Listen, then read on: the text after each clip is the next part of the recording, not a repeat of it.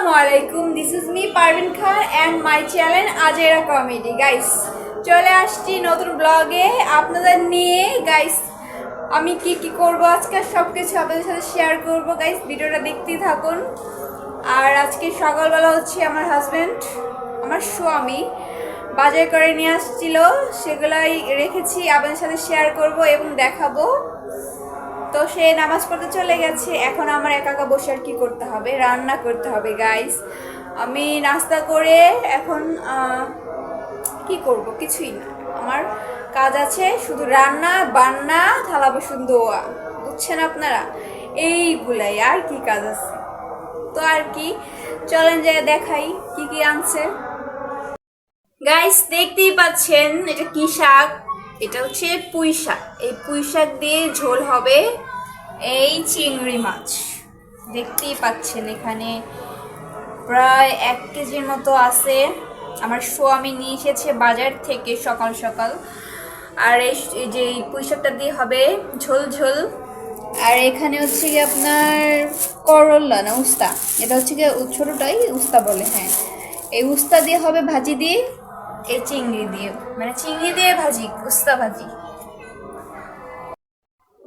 তো গাইস আর কি করব বলেন, দেখাইলাম আপনাদেরকে কি করব। এখন বাজার তো আইনা রাখছে, এখন আমার আর কি এগুলাকে কাটতে হবে, এই মাছ কাটতে হবে, এই শাক কাটতে হবে, এই করলা কাটতে হবে।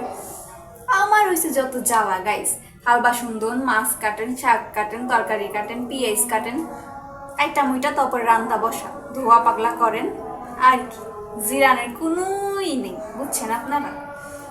তো আপনাকে যদি আমার এই কষ্ট দেখে আপনাদের একটু মায়া লাগে, তাহলে আমার এই ভিডিওটাতে 1000 সাবস্ক্রাইব করে আমাদেরকে সাথে থাকুন, আমাদের পাশে থাকুন, একটু সাপোর্ট করবেন। আমার প্রতি যদি আপনাদের একটু ভালোবাসা মায়া জন্মায়, তাহলে একটু সাপোর্ট করেন, 1000 সাবস্ক্রাইব করে দিন দয়া কইরা। তো দেখতেই থাকুন, আমি এগুলো রান্না করব, দেখাচ্ছি পরের ভিডিওতে। গাইস এই যে দেখতে পাচ্ছেন ভাজি করে নিয়েছি, চিংড়ির ভাজি যেটা বলেছিলাম হয়ে গেছে। আর এই যে পুঁই শাকের ঝোল আর চিংড়ি।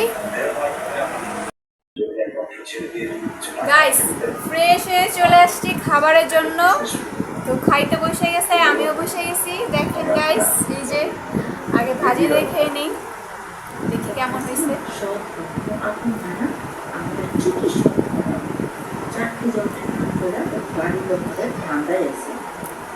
গাইস অসাধারণ।